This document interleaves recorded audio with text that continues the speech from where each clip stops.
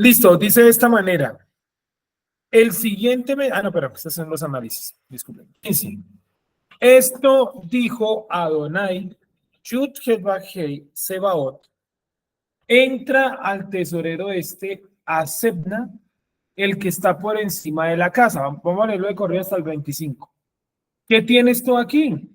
¿Y a quién tienes aquí que cavaste aquí sepulcro? Como el que en lugar alto labra su sepultura o el que esculpe para sí en la piedra su morada.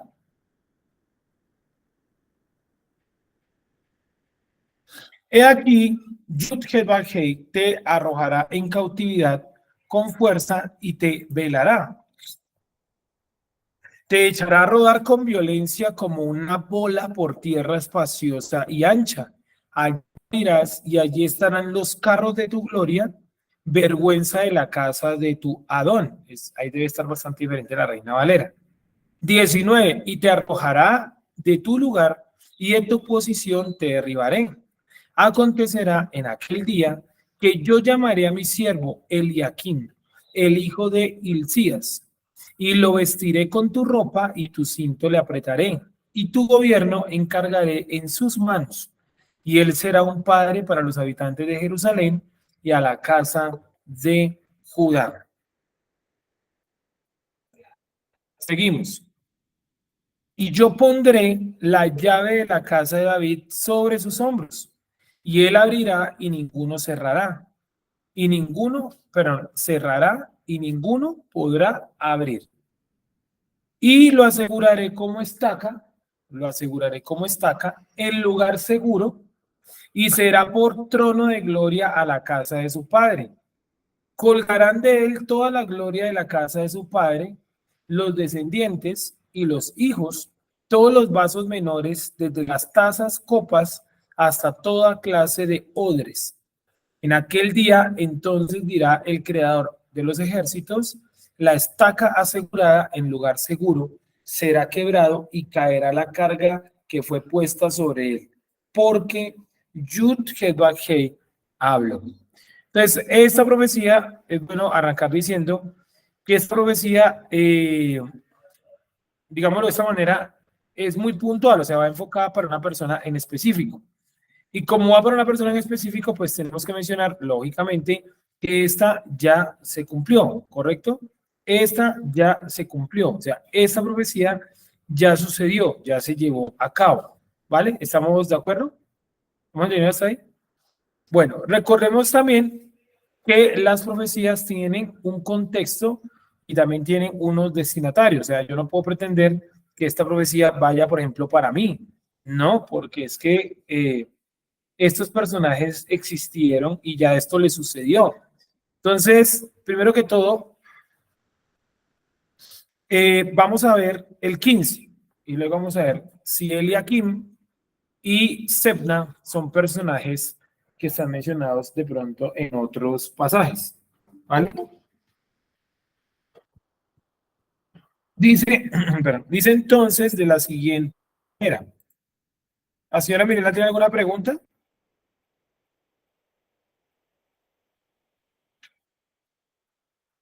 Hola, señora Mirela, es que le veo la mano arriba.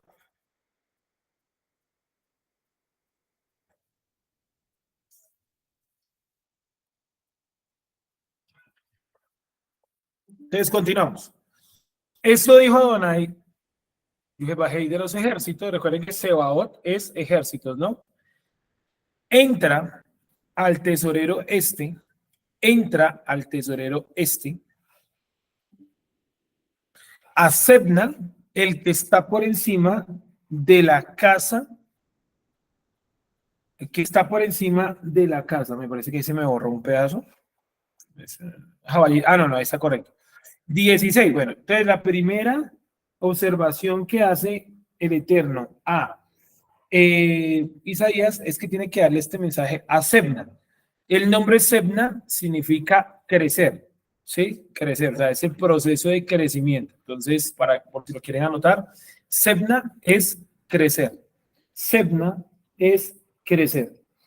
Sebna o puede ser también Shebna. Algunas versiones lo colocan como Shebna, pero o sea, podemos saber nosotros que Esta variación del she al se debe a la pronunciación de la sheva, que en Israel era diferente, ¿cierto? Por ahí en el libro de Jueces nos muestra que unas tribus decían she y otras decían ts. Era como aquí, no sé, los costeños y los de Nariño hablan muy diferente, pero pertenecen a la misma nación. Entonces, Sedna significa crecimiento o crecer directamente, crecimiento o crecer.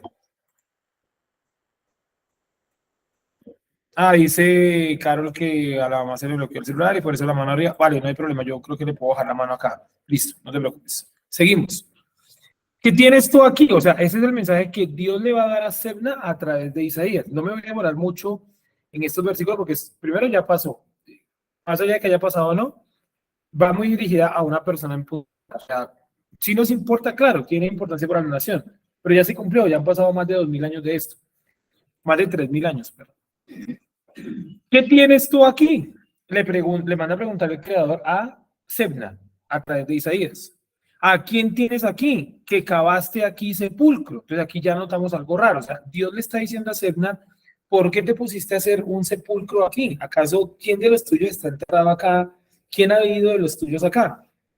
Como el que en lugar alto labra su sepultura y el que esculpe para sí en la piedra su morada. Entonces, aquí, si uno lo lee plano, como lo acabo de leer, sin contexto, uno dice, pues no se entiende absolutamente nada. O sea, Dios lo está castigando o lo está regañando porque hizo su casa en la cumbre de la montaña. Mira, pero ¿y eso qué tiene de malo? Bueno, en el contexto de él sí tiene todo de malo, porque la gente que cavaba sepulcros y que hacía casas esculpidas en piedra era porque tenía mucho dinero, ¿correcto? Entonces la pregunta es, ¿este tipo de dónde sacó el dinero? ¿Por qué está teniendo esos lujos? O sea, tener una tumba personal, tener una casa hecha en piedra, labrada en piedra, y hacerla, perdón, en la punta de una montaña, esos eran lujos de la época que mostraba una persona de riqueza. Es como si yo le dijera hoy en día a alguien, un fulanito, que usted lo ve un día que no es nadie, nada, no tiene, no se vende dulces en la esquina, tiene un trabajo, un ingreso económico muy bajo y al mes tiene un apartamento, un penthouse, perdón, en Los Rosales. Pues uno diría lo mismo, ¿qué fue lo que pasó acá? Entonces, ¿cómo es que Sebna, sin tener antepasados ahí, porque le dicen, ¿quién de los tuyos está enterrado acá? Sin tener antepasados ahí, ¿cómo resultó teniendo una casa de piedra y un sepulcro personal? Miren lo que pasa. He aquí el 17. Bueno, primero que todo, en el 15, ¿qué era Sebna? ¿Qué manejaba Sebna? ¿Mayordomo? Vamos a leerlo lo que dice acá. Ah, que como no tienen el material. Voy a leerlo como lo colocamos acá. Esto dijo Adonai Yuhebahí Sebaot. Entra al tesorero. O sea, el tipo era el encargado de manejar ¿qué?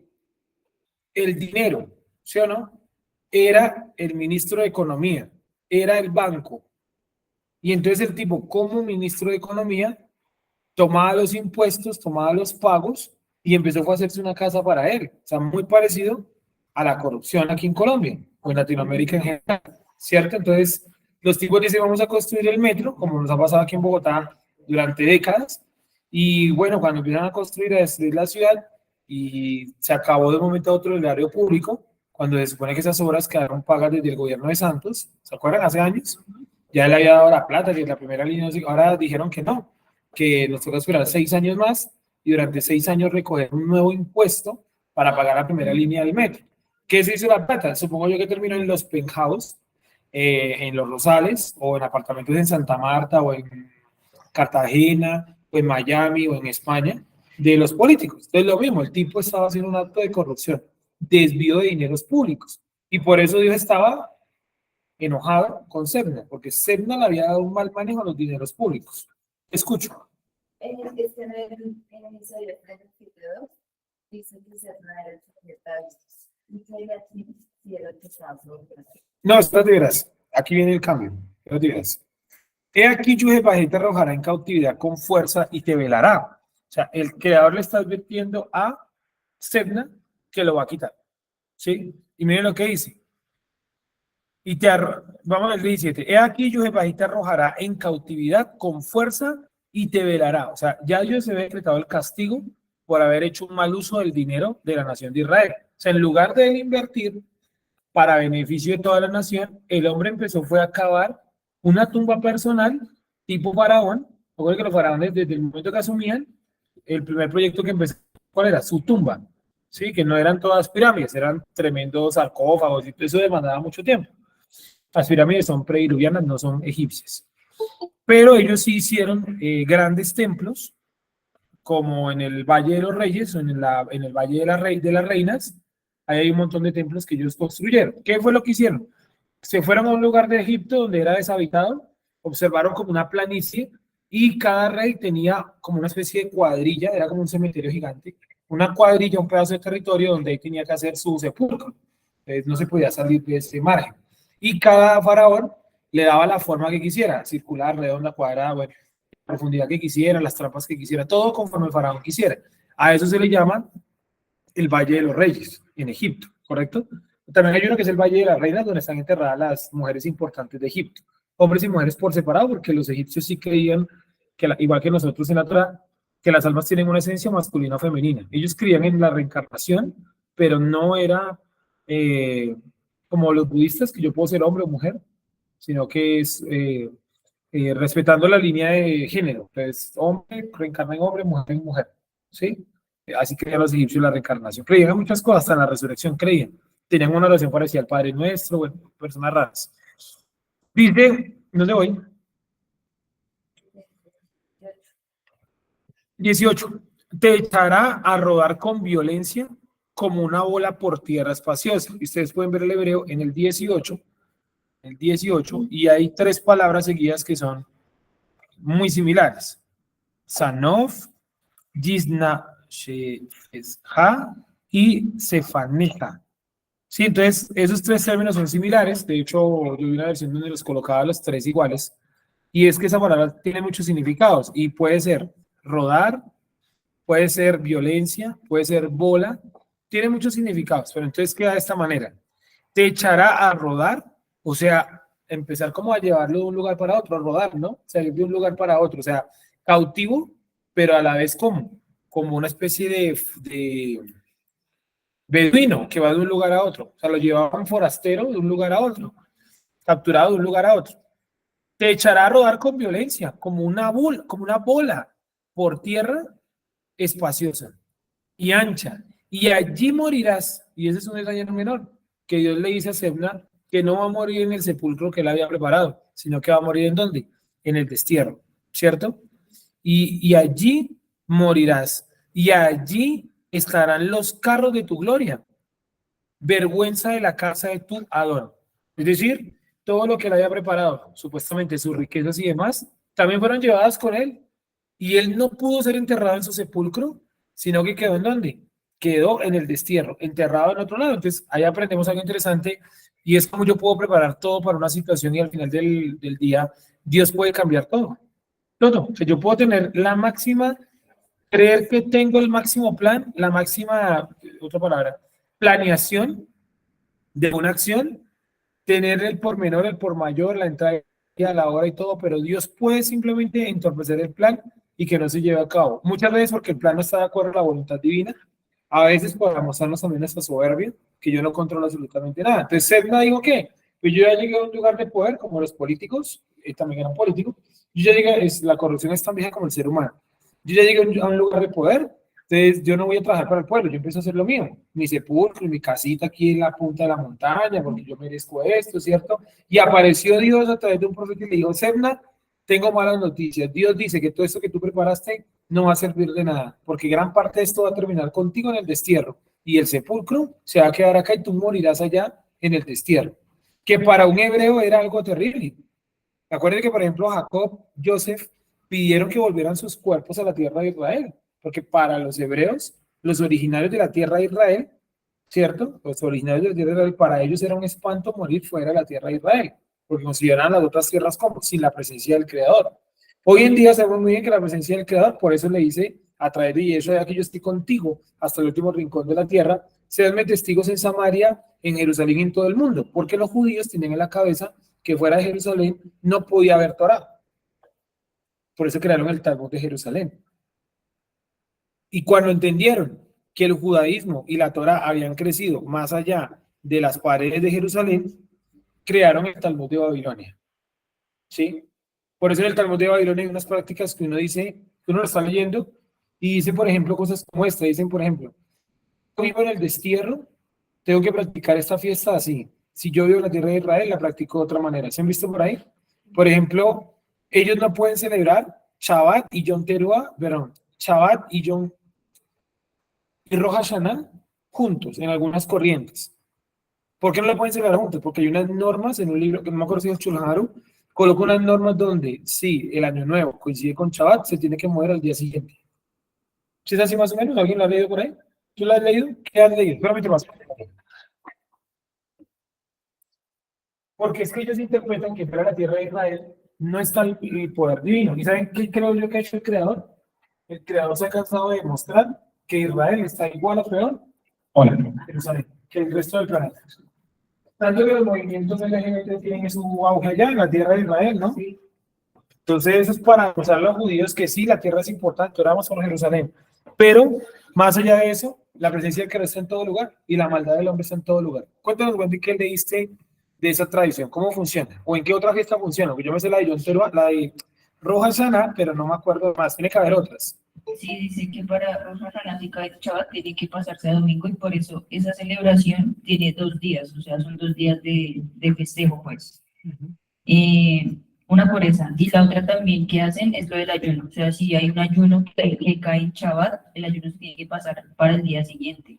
Depende, pues, como hay varios ayunos en la tradición de diferentes fechas, Sí. entonces se tiene que pasar para la siguiente. Y así es, digamos, también los que llaman diáspora, los que estamos en la diáspora, entonces son celebraciones que duran 2 días o dependiendo, ¿no? Pues si están en Israel es un día y los que estamos aquí afuera son 2 días, que por eso también a veces la parasha es distinta y en un punto se tiene que unir. Sí. Por eso, por lo de la diáspora. Por la diáspora, tal cual. Hay uno, que es la tradición caraíta, que dice que si Pesach cae en un múltiplo de 16, creo que golpearon, ¿no? Cae en un día que es múltiplo de 16, no se puede celebrar ese día, hay que pasarlo al día siguiente o al día anterior. Entonces, mucha gente de la tradición caraíta dicen que Jesús, ese año, él tuvo, según ellos, ¿no? Eso es mentira, que él tuvo que adelantar Pesach un día antes de cuando era la Pesach como tal, porque él seguía por el calendario caraíta y que ese año Pesach era múltiplo de 16. Entonces, que como él era caraíta, no sé de dónde, terminó adelantando la fiesta de Pesach porque no podía celebrar en un múltiplo de 16. Entonces, esas son un montón de tradiciones que uno tiene que revisar y decir, no, eso no es Torah, porque la Torah no habla de eso, la Torah no dice, si vives fuera de la tierra de Israel, no es eso, ¿sí? Y que me tocaría entonces guardar el Shabbat como la tierra de Israel. Entonces, el Shabbat de nosotros iniciaría, ¿a qué horas? Como a las 8 de la noche, tal vez, no más. 5, como a las 2 de la mañana, más o menos, 2, 3 de la mañana más o menos empezaría el Shabbat y se terminaría pues obviamente el domingo para las 2, 3 de la mañana, eso no tiene ningún sentido. Yo tengo que hacer las celebraciones conforme al calendario, sí, pero el lugar en el que yo vivo, el Shabbat, el lugar donde habitares, dice varios mandamientos, ¿cierto? El Shabbat indudablemente hay que hacerlo conforme al lugar donde usted vive. Usted se pone a guiarse por la tierra de Israel, no le va a cuadrar. Se va a ver usted con una carga que usted no puede llevar.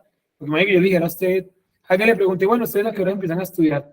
El viernes el sábado a las 2 de la mañana. Es como raro, si no vienen en Shabbat, es como medianamente normal el horario, ¿no? Habitual, tradicional. Mucho menos, van a ir a las 2 de la mañana. Seguimos. Entonces ya Dios le dijo, mira, yo te voy a sacar de tu tierra, te voy a poner como forastero de aquí para allá, y todo lo que tú has preparado va a venir a ser menos. Tanto la tumba que tú preparaste, como también todas tus riquezas, todos tus cargos van a ser llevados al exilio.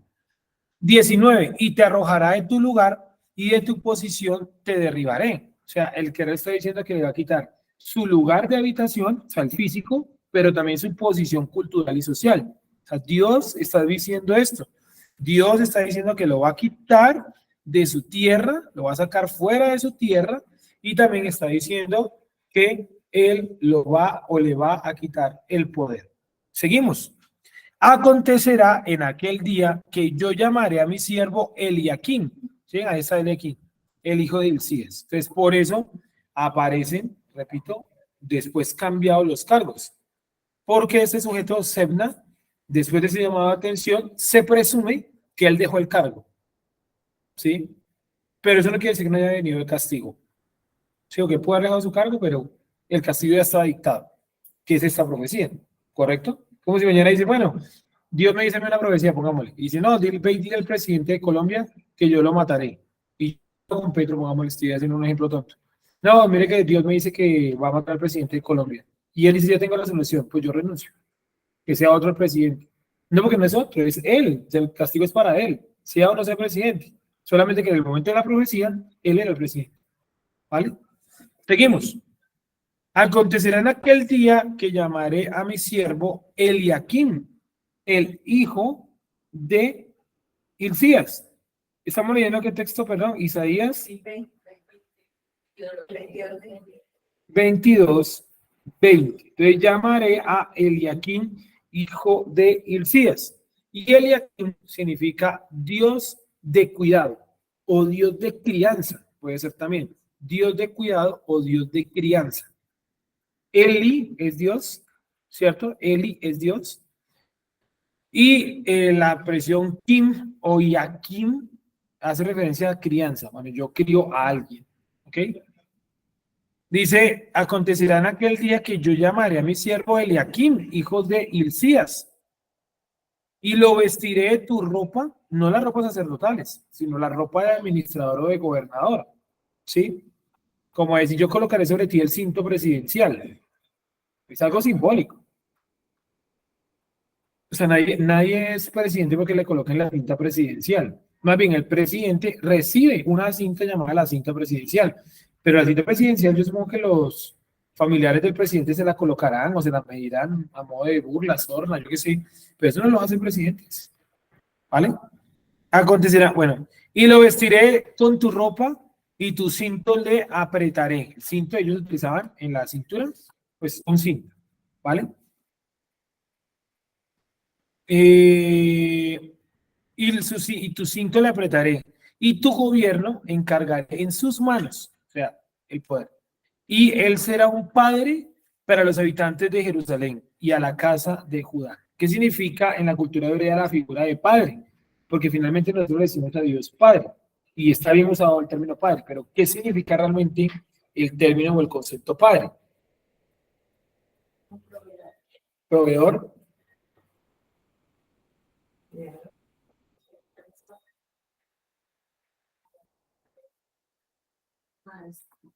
Será un padre a los habitantes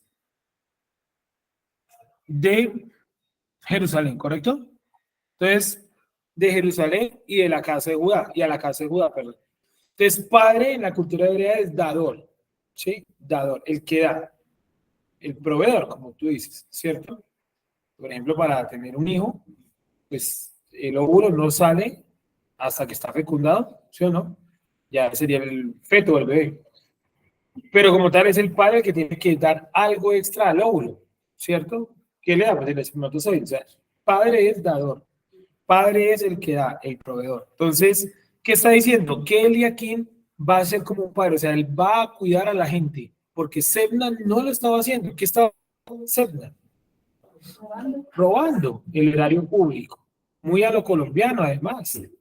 ¿Sí o no? El erario público aquí es un crimen.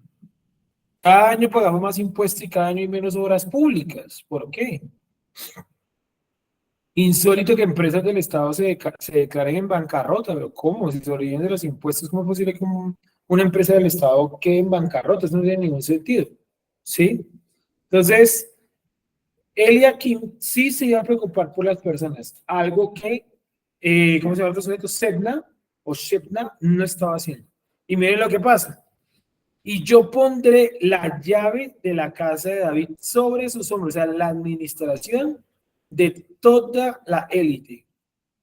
¿Sí? La administración de toda la élite pasaba a través de Sebna, pero ahora iba a quedar en manos de Eliakim. ¿Qué peligro? Con razón Sebna ya tenía esculpido su casa en piedra. ¿Qué peligro este tipo manejándole todo el dinero a la élite? Sí, o sea, no solamente robaba al pueblo, sino también a la gente de la élite, la gente de alta alcurnia, pasaba ese dinero por mano de Sebna y Sebna ¿qué? Comisionaba. Sí, trabajaba de comisionista. Entonces, complicado. Entonces, yo pondré la llave de la casa de David. La casa de David es la élite, los que dirigen a la nación, sobre sus hombros. Y eso era una administración muy puntual. Porque, por ejemplo, si yo era el príncipe, sí, yo no podía decirle al rey, deme 50 coronas de oro y nos vemos. Sí, bueno, el rey las puede autorizar, pero el tipo del tesoro, el banquero, era el que tenía que dar informe de eso. ¿Cuántos ha sacado? ¿Cuántos ha movido? Si es prudente mujer. O sea, era como un contador, ¿sí? Era como un contador. Y el tipo como contador beneficiaba los balances contables, que es un ejemplo con la actualidad, para él ganar plata, ¿sí? Y entonces, cuando dice que le va a dar la llave de la casa de David, era eso, la administración también de la élite, porque los príncipes, la gente importante también necesitaba dinero para moverse y para sus lujos, y él, ¿qué hacía? ¿Qué hacía Sebna? Le daba, pero también cogía tajada, mientras que Eliakim viene seguro con una propuesta más conservadora, es decir, de ahorrar, como lo que está pasando en Argentina, ¿no? Que los candidatos prometen y prometen cosas, todo con el impuesto, pero hay un candidato que es Milei que dice que va a quitar los subsidios, ¿sí o no? Y eso es bueno. Él responde, por ejemplo, ¿cómo se llama? Sí, como su partido político, sí, su partido político se llama las Fuerzas del Cielo. ¿Han escuchado eso? Acerca de eso, ¿no? ¿Por qué le colocaron las Fuerzas del Cielo? ¿Alguien tiene idea acerca de eso? O sea, la de Milei, y él constantemente habla de la Torá, ¿no? Él dice que si no gana la presidencia, que su siguiente paso es retirarse a estudiar la Torá. Y habla mucho de los judíos y eso, y aprende con un rabino en Jerusalén. Y habla, como cualquier persona con sentido común, habla supremamente mal de los socialistas, ¿no? Entonces, ¿por qué se llama las fuerzas del cielo? Porque cuando a él le dijeron hace unos meses que su partido político iba a desaparecer porque solamente eran dos personas, y realmente solamente eran dos personas, él respondió con esta cita del libro de Macabeos. Dice, porque el que da la victoria en la batalla es Yuhet Bajei. No depende de la fuerza de la cantidad de soldados, sino de las fuerzas que vienen del cielo. Entonces, su partido político, que se llama Libertad Avanza, tiene una superficie que se llama las fuerzas del cielo, basado en ese texto de Macabeos. Sí, y hoy en día pues está a punto de ganar la presidencia. Se pasaron de dos personas a casi ser el presidente. O sea, es brutal lo que Dios puede llegar a hacer, ¿sí o no? Bueno, y gane o no gane, ya ha hecho bastante, porque solamente con darles la notoriedad y salir en los medios públicos hablando de la Torá, ya con eso hemos logrado bastante. Yo pondré la llave de la casa de David sobre sus hombros, y él abrirá y ninguno cerrará. Cerrará y ninguno podrá abrir. Entonces el tipo, si él decía, no movemos el dinero, Dios lo respaldaba con esa decisión. Pero dice que lo cerrará y nadie podrá abrir, ni siquiera el rey. Y los contadores y la gente que le lleva la finanza de otra persona tienen que ser así, rígidos. ¿Cierto? Hace poquito vi así es, nadie las puede abrir. Hace poquito vi una historia de Shaquille O'Neal, salen por ahí cortos del cara hablando, ¿no? Y decía, por ejemplo, que una vez se mudó de ciudad porque le ofrecieron un contrato de algo, no sé de qué, y que llegó a la ciudad y llegó pues con las tarjetas de débito y de crédito y sin nada, se mudó de una ciudad a otra, regaló todo lo que tenía en otra ciudad, y que se fue a un supermercado allá de Estados Unidos y compró todo, cama, todo lo que necesitaba una persona pues como para vivir en un apartamento, ¿no? Que la cuenta era algo así como $20,000, que fue pasar la tarjeta y que no se la recibía, pasó como 5 y ninguna. Yo soy Shaquille O'Neal, yo soy multimillonario. Y que enseguida lo llamó el contador y le dijo, tenemos problemas, como que te robaron la billetera porque hay un estúpido que está tratando de pasar $20,000 en un supermercado, ¿sí? Yo no, soy yo. Entonces digo, no, entonces le pregunta, ¿por qué me limitaste el gasto a menos de $20,000? Digo, lo tengo en 5,000, porque usted no necesita más de $5,000 para vivir en un día. Si se pone a gastar, se acaba el dinero. Entonces, eso es lo que tiene que hacer un administrador, ser rígido con sus finanzas, ¿sí? Porque si también vale gusto en todo el rey, pues entonces que el rey maneje las finanzas. Por algo coloca un tipo ahí. Entonces acá dice que si el tipo decía cerrar el candado, nadie podía abrir. Que necesitamos 50 monedas de oro para pagar, no sé, una nueva tumba. Pongámosle. No. Si él decía que no, no. Si él decía que sí, pues sí. Y miren lo que pasa. Acontecerá en aquel día, no, ¿dónde voy? Yo pondré 22, yo pondré la llave de la casa de David sobre sus hombros y él abrirá y ninguno cerrará. Cerrará y ninguno podrá abrir. Es decir, si él decía, por ejemplo, necesitamos, bueno, en aquella época no era pavimentar, sino empedrar. Necesitamos empedrar este camino. Y el rey decía, no, pues vamos a gastar en eso, por allá no camina nadie. Necesitamos empedrar el camino. Él era el administrador del dinero. Y Dios lo respaldaba, que era lo más importante. Miren que no coloqué ahí, ¿sí? Y lo aseguraré, 23, y lo aseguraré como estaca, en lugar seguro, y será por trono de gloria a la casa de su padre. Es decir, la administración de Eliakim sería como muy buena, correcta. Y lo aseguraré, 24, colgarán de él toda la gloria de la casa de su padre, los descendientes y los hijos, todos los vasos menores, desde las tazas hasta toda clase de odres. ¿A qué hace referencia a esto? Más o menos funcionaba así. El administrador de la ciudad era una especie de banquero. Realmente ese era como el término, más que tesorero, era como banquero. Y él administraba todo el dinero de los impuestos y demás. Pero él también podía, en su caja fuerte, en su administración, podía tener los ahorros de otras personas. Es como el Banco de la República. ¿Sí? Bueno, por ejemplo, el Fondo Nacional del Ahorro pertenece al Banco de la República. Entonces, con la gente que mete su dinero en Fondo Nacional del Ahorro para comprar una casa, pongámosle un apartamento, pues obviamente confiaría uno que está bien, ¿no? Porque es el Banco Nacional que imprime los billetes, o sea, es imposible que se quiebre, ¿correcto? Pues diría uno, ¿no? En un país lógico no tendría por qué pasar, aquí no ha pasado todavía. Entonces, la gente con dinero le llevaba a él su dinero para que también se lo administrara. Por eso dice, miren lo que dice, colgarán de él, como estaca, ¿no? Toda la gloria de la casa de su padre, los descendientes y los hijos, todos los vasos menores, o sea, desde el pequeño hasta el grande le llevaban a él su dinero, sus riquezas para que él las administrara, o sea, que era un muy buen administrador. Pero también nos muestra que había pocos buenos administradores. ¿Y cómo es que un tipo se encarga de la riqueza de todo el mundo? O sea, los otros eran muy malos administradores. Seguimos. Desde las tazas, copas, hasta toda clase de odres. En aquel día, entonces, dirá el Creador, la estaca asegurada en lugar seguro será quebrado y caerá la carga que fue puesta sobre él, porque el Eterno habló. ¿Qué entendemos en esa parte? Ahí no dice que le haya fallado. Dice que Dios determinó también quitar a esa estaca segura y quitar de él esa carga. Y caerá la carga que fue puesta sobre él. O sea que como tal, en el corazón de Eliakim, aunque él lo hacía bien, aunque tenía talento en eso, no era realmente su gusto hacerlo. ¿Sí les ha pasado? Ustedes pueden ser muy buenos en algo, pero ustedes no amar ese algo. ¿Quién colocó esa carga? Pues la respuesta fácil sería pues Dios, ¿no? Sí, bueno, pero ¿por qué razón? Por ejemplo, usted puede trabajar en algo, no sé, pongamos usted es carnicero, un ejemplo cualquiera. Y usted lo hace muy bien, o sea, usted los cortes le quedan buenos, tiene buen ojo para la buena carne, corta el pedazo y eso es lo que le pidieron, le dijeron una libra y usted corta ojo y le sale la libra, ¿sí? O sea, tiene talento para eso, la gente aprecia su trabajo, pero usted en el fondo como carnicero quiere ser panadero. Sí, o sea, es una carga, usted lo puede hacer bien, pero resulta una carga para usted. Y eso era lo que le pasaba a Eliakim. Eliakim lo hacía bien, la gente lo admiraba pero al final del día era una carga para él. Y Dios decidió también, pues, darle descanso a esa estaca. O sea que Eliakim fue más un gobernador que de intermedio, ¿sí? Como de paso, entre la malicia de Sedna y la invasión extranjera. Una persona como, ¿cómo se llama eso? Intermediario. Fue un administrador intermediario. Duró un tiempo nomás. Sí lo vimos ahí, vamos a ver realmente el 25.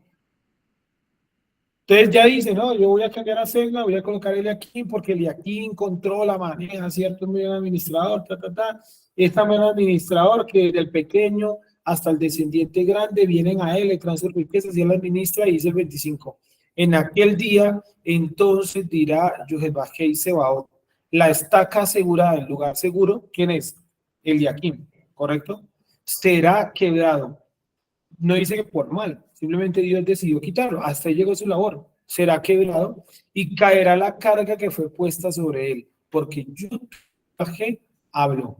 Y profecías como esta hay muchas, donde Dios promete yo voy a hacer tal cosa, voy a mover por acá. Dice, pero luego yo destruiré eso. Es como con el caso de Zorobabel. Dios en Ageo, en Zacarías, y creo que en Sofonías no, en Ageo y en Zacarías, le promete a Zorobabel que le va a dar la fuerza suficiente, la protección, el dinero y todo para que pueda construir el templo de Jerusalén. Y Zorobabel tiene dudas, pues obviamente construir un templo de Jerusalén no es nada fácil.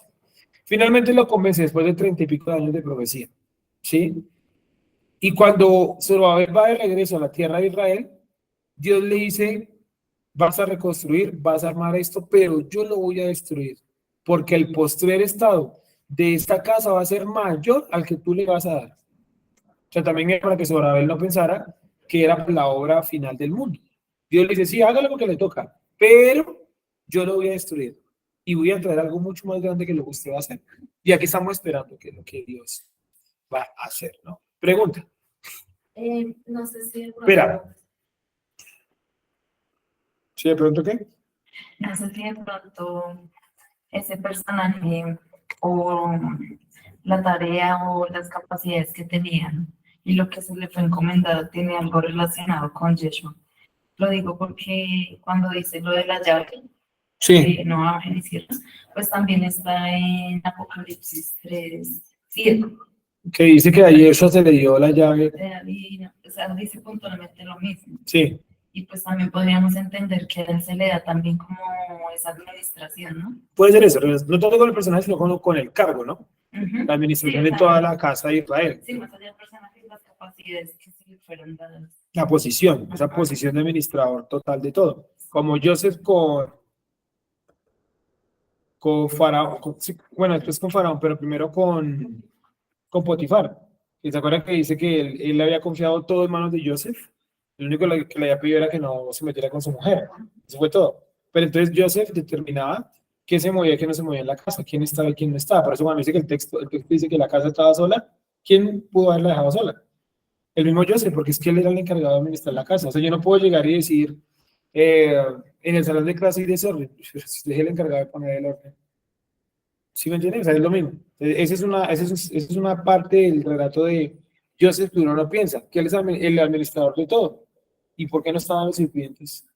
¿Será que había movido las manos? Hay un comentario de Rashi que dice que no, que los sirvientes estaban en la fiesta de no sé qué dios de Egipto y que por eso no había nadie y que por eso Joseph se quedó en la casa.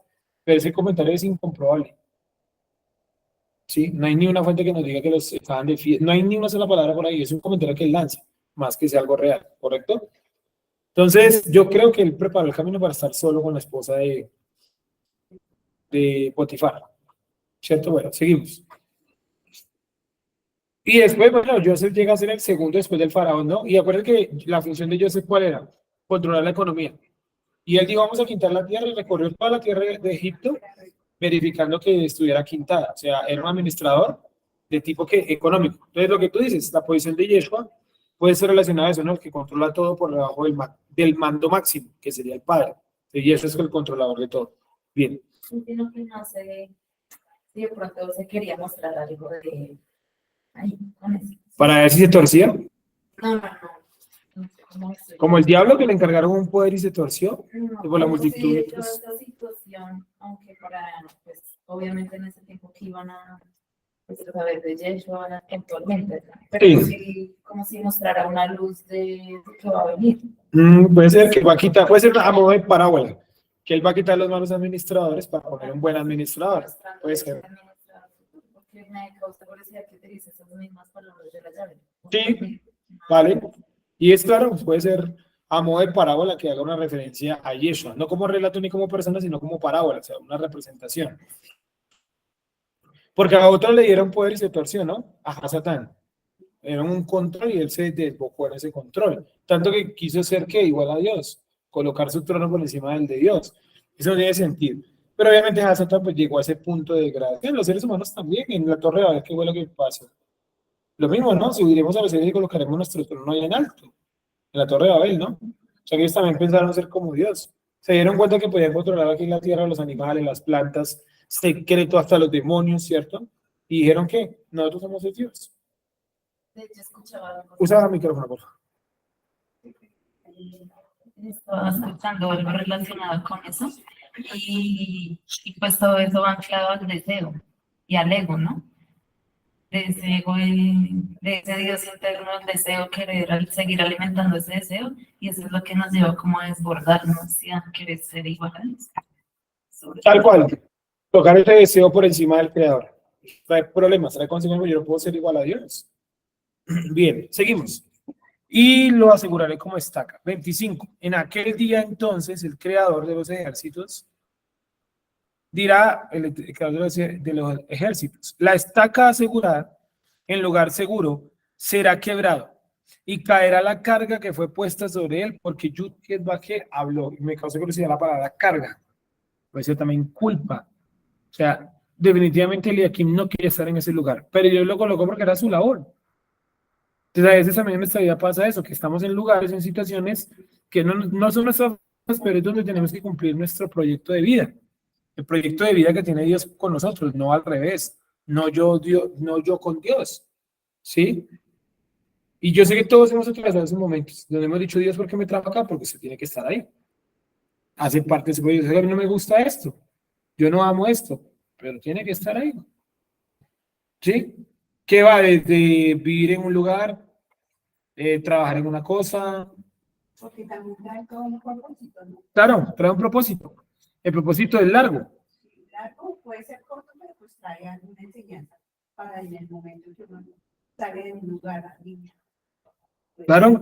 Entonces, esos momentos que hemos atravesado, los cuales no nos han gustado, acordémonos de Eliakim, que Eliakim no quería estar ahí, pero él lo hacía bien. ¿Sí? Es lo mismo, usted, por ejemplo, puede ser que no le guste el trabajo donde esté ahorita, pero mientras que usted esté ahí, tiene que hacerlo bien. Porque finalmente Dios le ha permitido estar ahí. Si Dios no quisiera que usted estuviera ahí, usted estuviera en otro lugar. Si usted busca trabajo en otro lugar y no le sale, porque Dios quiere, le está diciendo que todavía no ha llegado el tiempo de dejar ese lugar. ¿Correcto? Pues eso a veces es difícil para nosotros entenderlo, porque nosotros creemos, que nosotros cambiamos y manejamos nuestro destino y nuestro norte. Yo tengo que por eso hay una mano poderosa que lo controla. Yo tengo que buscar mi destino y en esa búsqueda yo tengo que hacer mis acciones, vivir, salir, trabajar. Voy buscando mi destino, pero en el camino Dios es el que me lo va marcando. ¿Correcto? Cada acción de este mundo está controlada por él. Porque si no, entonces no puede traer al antimashiach. Porque al antimashiach y al mashiach, a los dos. Porque un solo cambio pequeño alteraría todo de ahí para allá. ¿Sí? Imagínense que yo, por ejemplo, supiese, digamos, que yo le revelara a alguno de ustedes que, una mujer embarazada, pongámosle, que el niño que está en su vientre es el antimesías. ¿Sí? Es una revelación que probablemente no venga nunca. Porque ¿cuál sería su primer deseo? Que no nazca ese niño. ¿Sí o no? Entonces, por eso hay aspectos de la voluntad divina que Dios nos revela. Porque yo voy a perder mucho tiempo tratando de cambiar algo que no puedo cambiar, ni debo cambiar. ¿Sí le ha pasado algo en su vida que usted no entiende? Claro. ¿Por qué? Porque Dios le está ocultando algo que usted no puede ni debe cambiar, ni puede tratar de cambiarlo. Usted lo puede tratar de cambiar y va a perder tiempo, fuerza, aliento, se va a desilusionar, va a desear hasta la muerte, porque no se va a encontrar peleando contra la voluntad divina. ¿Sí? ¿Me hice entender? Entonces, lo que estamos viendo ahorita, si no lo podemos cambiar de inmediato es porque el creador está metido ahí. Si usted, por ejemplo, mañana le sale una oportunidad de trabajo, usted cambia de trabajo, pues Dios le permitió eso. ¿Sí? ¿Me he hecho entender? Preguntas hasta ahí. ¿Alguna duda, alguna pregunta, algo para decir?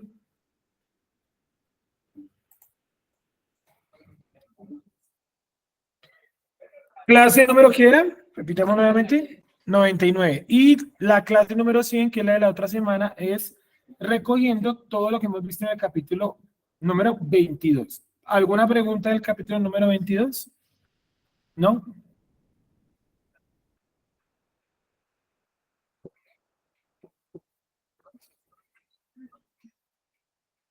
Entonces, hablemos rápidamente hagamos así el cierre de la época de Isaías, ¿vale? O sea, un poquito el cierre del capítulo también. Bueno, la época de Isaías, aparte de lo que ya hemos visto, ¿no? Pero también es bueno que tengamos en cuenta que la época de Isaías fue una época bastante interesante. ¿En qué términos? que a nivel mundial en esa época hubo un auge de la espiritualidad. Es decir, yo quiero que pensemos por un momento que lo que estamos viendo hoy en día en la actualidad con la Torah y eso nosotros aquí en Centro de Estudios de Hebreos Teruá, no es más que todo lo que es lo que se está viviendo a nivel mundial. O sea, a nivel mundial en este momento hay un auge de la espiritualidad y ese auge de la espiritualidad trata de ser contrarrestado con un auge del mal y de la oscuridad.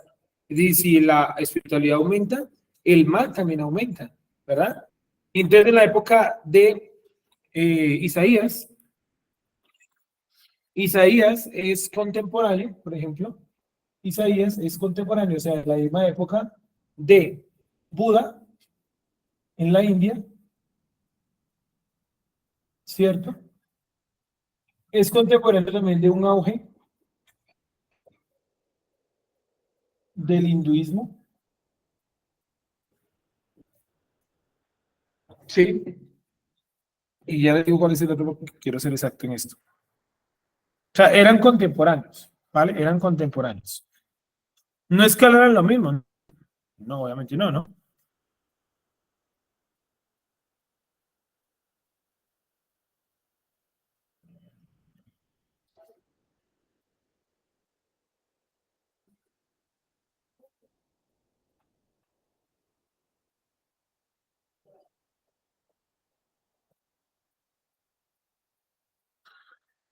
Y también del confucianismo. Confucianismo.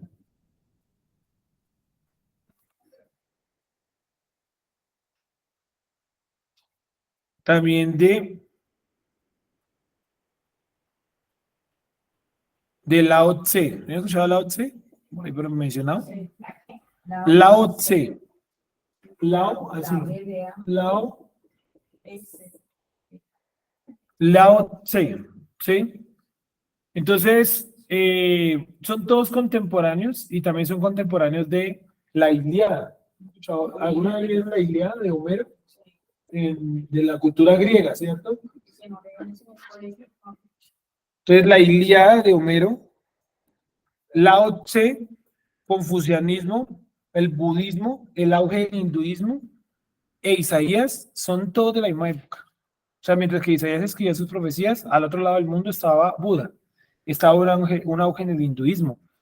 Hubo también un auge en China con Lao Tse, con Confucio. Es decir, sin duda alguna, Dios visita por temporadas más fuertes a los seres humanos, a generaciones. A esa generación se le dio todo ese conocimiento, ¿sí?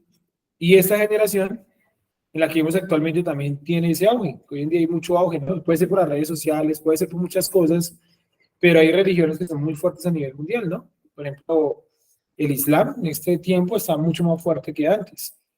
Sí, en los 80 y 70 eran como que veíamos el Islam al otro lado del mundo, por allá lejos de América. Hoy en día esos tipos son los dueños de casi todo el mundo, esos equipos de fútbol, de super espectáculos, de super países, ¿no? Que todo el mundo sueña con ir a Dubái, a esos países por allá, o esos lugares, ¿no? Más que países. A esos lugares por allá exóticos donde están los árabes, los musulmanes. O sea, hoy en día hacen parte de la cultura. También. Hay una influencia árabe fuertísima con la televisión también, ¿no? Tienes los canales de televisión, el internet, no sé si les han salido por ahí, me sale cada anuncio de conviértase al Islam. ¿Sí les han salido por ahí? También. Un restaurante que dice. Entonces, han venido con ese auge también.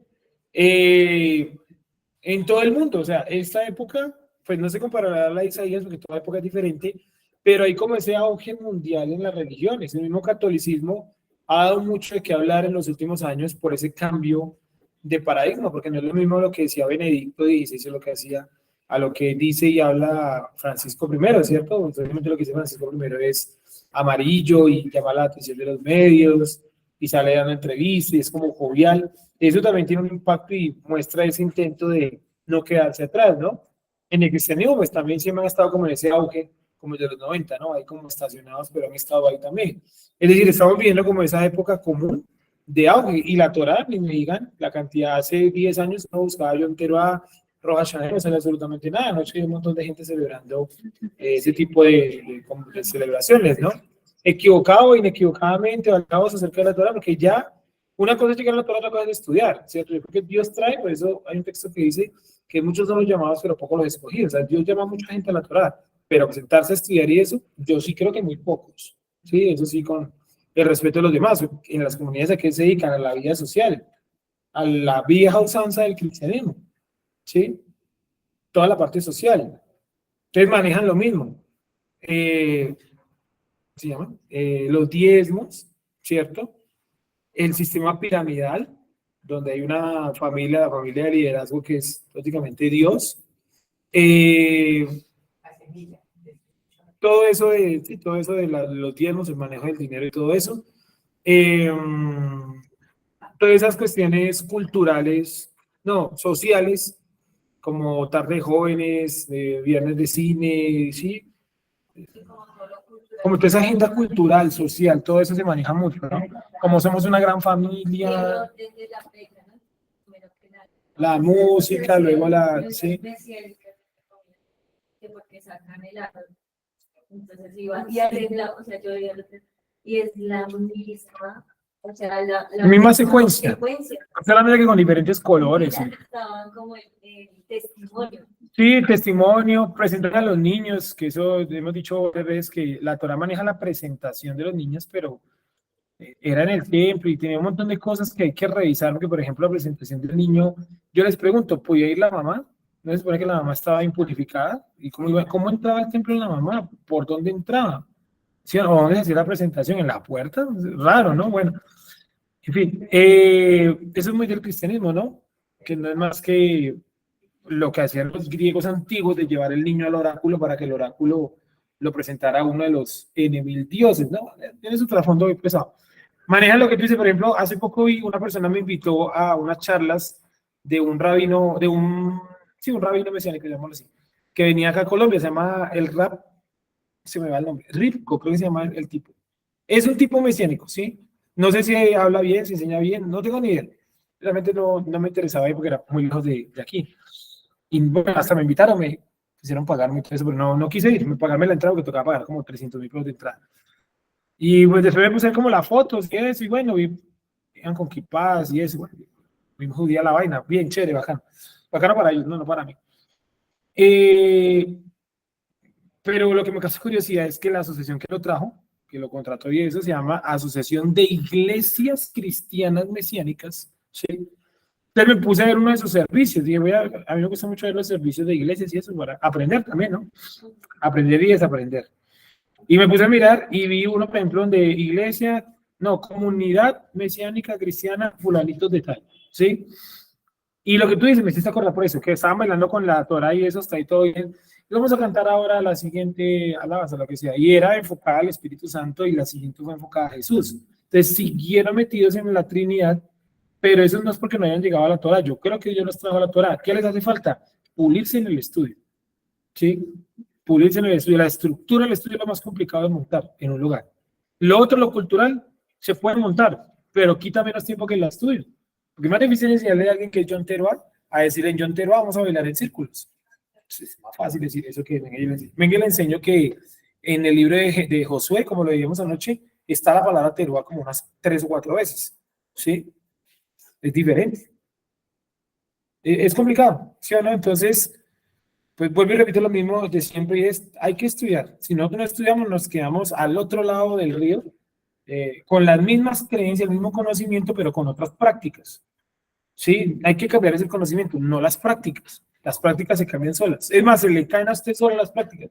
Llega al punto donde como que uno no quiere nada que ver con la tradición. Porque uno dice, si yo no aprendo bien, la tradición, ¿qué pasa? Me enreda. Y una vez que uno ya no ha aprendido bien, uno coge la tradición y dice, sí, esto me puede servir, esto no, esto sí. Hace como una clasificación. Entonces, en esta época estamos viendo un auge indudablemente espiritual muy fuerte a nivel mundial en todas las religiones. El budismo, el hinduismo, ya mencionamos también el islam. De hecho, diría yo que en la India le van a cambiar el país a la India. ¿Sí vieron? El nombre a la India, perdón. Le van a cambiar el nombre a la India. ¿Sí se ven? Ya no va a ser India, hay un proyecto de ley allá, se llama Bharati. ¿Por qué le van a poner ese nombre? Porque allá hay 2 religiones muy fuertes que se pelean el poder, los islámicos y los hindúes. Y los hindúes ganaron las últimas elecciones. Entonces, la India es el nombre que le colocaron los ingleses, que son muy amigos de los musulmanes. Ellos dicen, nosotros no queremos nada que ver con ese nombre musulmán, queremos colocarle nuestro propio nombre, que es Barahati. No sé qué significará en su lengua, en el sánscrito. Barahati. Entonces hay un proyecto de ley y dicen que prácticamente el otro año va a ser aprobado, porque la mayoría del Congreso está a favor de ese proyecto de ley. Entonces ya no va a ser la India, sino Barahati o Barahati, algo así. ¿Sí? Curioso, ¿sí o no? Entonces, pues, miren que incluso en un país, hoy el más habitado del mundo, una superpotencia en todos los sentidos, en recursos naturales, en armas nucleares, en economía, en matemáticas. Busquen, por ejemplo, hagan el intento ustedes mismos, busquen quiénes son los dirigentes mundiales de Google, o sea, los presidentes, no los dueños, los presidentes, los directores administrativos, todos son de la India, todos. El director de Google, el director de YouTube, el director de TikTok, todos. O sea, yo sé que el dueño estará en China, el dueño es ese, el de YouTube es Sergey, no sé qué, y vive en Israel, es ultra archimillonario, pero no lo pone a administrar. Es un tipo de la India que mete la mano y dice, vamos a colocar los anuncios de acá, aquí, allá, es un tipo de la India. Esa es la potencia número de ahora, la que viene creciendo. Todo el soporte técnico, imagínate. Mandaron una nave al espacio, ¿no? Que costó menos que una película que mostraba una ida a la luna también, ¿no? En una película. Entonces, ahí podemos ver, ¿no? Cómo el mundo gira hacia la India. Entonces, vienen también con ese auge, el auge de Arabia, de los países musulmanes, ¿cierto? El auge también del catolicismo a partir de lo que es el Papa ¿verdad? O sea, está ahí, está como todo el mundo está como pendido. Y a mí me impresiona eso, cómo, por ejemplo, en Estados Unidos es clave la figura de los religiosos para las elecciones, ¿no? Y cómo los partidos conservadores donde están son iglesias. O sea, el Partido Conservador de Iowa es una iglesia. O sea, no es gente del común como acá, que el tipo es del Partido Liberal y de pronto yo también, yo qué sé. No, son iglesias. Y los tipos se ponen todos de acuerdo bajo oración para ver por quién votan. O sea, yo entro en una iglesia de esas, digamos, yo soy político, yo convenzo al líder, sé que tengo 53,000 votos, 60,000 votos ahí parados porque es una iglesia. ¿Sí? ¿Me hago entender? O sea, son clave para la elección y en Argentina también va a primar mucho eso. No es casualidad que este hombre llegue tan lejos hablando de religión, de principios morales religiosos y hablando de la Torá y de los judíos y criticando a los Kirchner porque son antijudíos y todo eso, ¿sí o no? O sea, eso no es casualidad, hay algo, hay un ambiente espiritual, ahí es que aprovechar ese ambiente espiritual, no dejarse distraer por el mal, porque el mal también está ahí. Sí, la homosexualismo, todo eso está ahí. Ha creado muchas, se llama vandalismo también. En Argentina, sí, los piqueteros. Bien, ¿alguna preguntita hasta ahí? Todo está claro, ¿cierto? Dime. Digamos, Isaías en ese momento tenía que ir a comunicárselo a él. O sea, en el tiempo de Isaías era al tiempo que. Sí, temporal a Sebna y a Eliakim. O sea, el rey de Judá era Ezequías. Uy, no me acuerdo, pero tal vez sí. Pero sí era como que ya iba a empezar como la invasión a Siria. ¿Sí? Ya venía la invasión a Siria. Sí, eso lo hemos visto. O sea, ya era directamente él ir a hablar con él. O sea, por eso. Sí, por eso es 20, ¿no? En ese momentico de esa profecía. Bueno, en profecía con respecto era solo a él, porque tenía que ir a avisar a tal cual, era exclusivamente para él, tal cual. Entonces, ahí lo podemos ver. Dime. Sergio. Espera, dame un segundo. Dale. Solamente estaba ese profeta en ese trayecto no, temporal a Isaías era Miqueas también. Pero aquí puntualmente, como en Jerusalén, estaba muy ¿vale? Porque Isaías era, según lo que vimos en los primeros capítulos, era familiar del rey, era algo así como el tío o el primo, el tío, creo. Y Miqueas, ya hemos dicho que hay una discusión muy grande si Miqueas de pronto era un hijo de Isaías, porque nadie sabe realmente quién puede haber sido ese Miqueas a ciencia cierta, pero puede ser un hijo de Isaías, porque hablan casi lo mismo, ¿vale? Alicia, y terminamos. Ahorita que estás hablando sobre la presentación de los niños, es cierto que bíblicamente dice que por una niña se deben de guardar son 14 días y por un niño 7 días. Por los niños son 7 días, el octavo día se lleva a circuncidar al niño y luego arranca un periodo de 33 días para un total de 40. Realmente da 41, ¿no? Y para las niñas son 14 días y luego empieza un periodo de 66 días para un total de 80 días. O sea, para los niños son 40 días partido en 2 tramos, 7 y 33. Esa es la Torá, Levítico 12.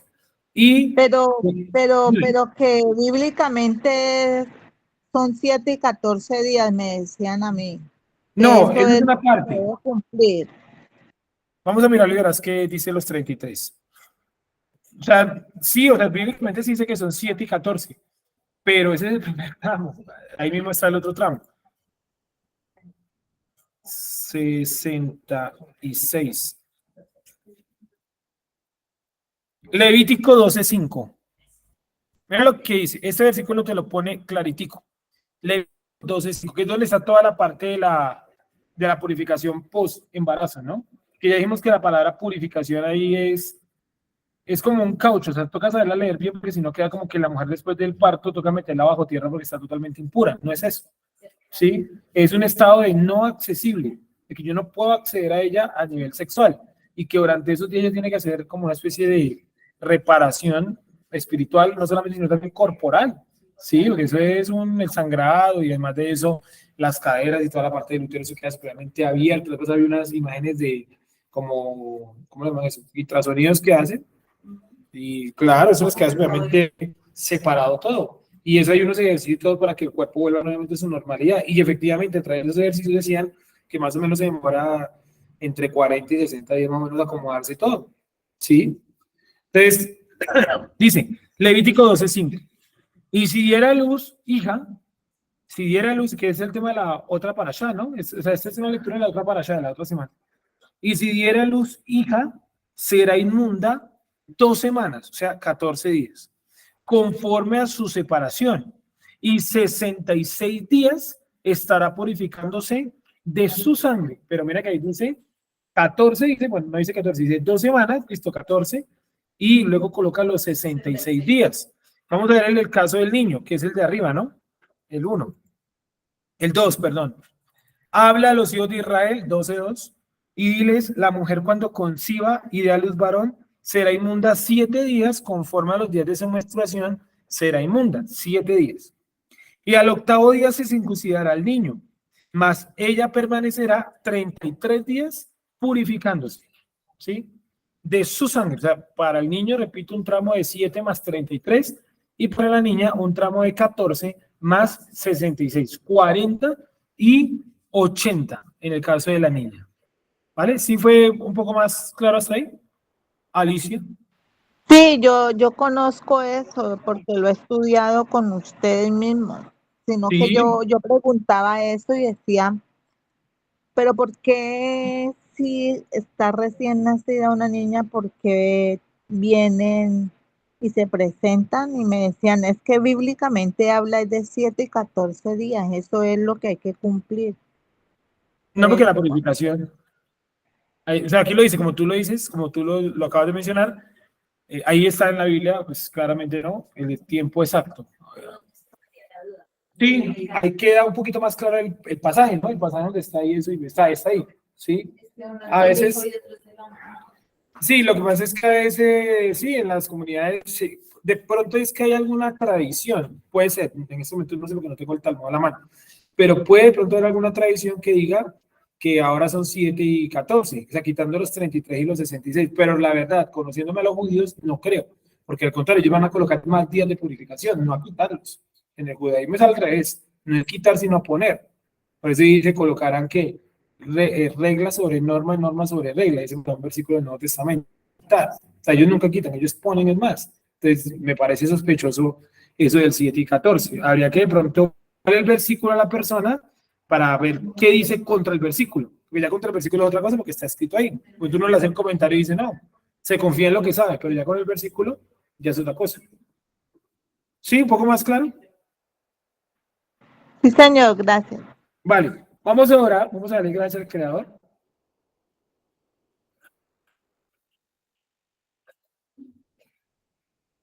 Padre, te damos gracias por tu bondad y por la misericordia grande que tú tienes con nosotros cada día de Shabbat. Gracias te damos, Padre, por este momento de tranquilidad que hemos podido tener en este lugar, que tú lo proteges con tu santa presencia.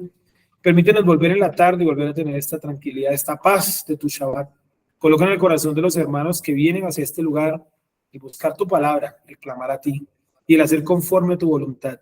Coloca en nosotros el anhelo de guardar tu Shabbat, porque grande eres tú y digno eres tú de toda justicia y de toda misericordia. Te pedimos que nos guardes, Padre eterno, según tu misericordia, que coloques en nosotros tu presencia y que nos ayudes cada día a buscarte más y más.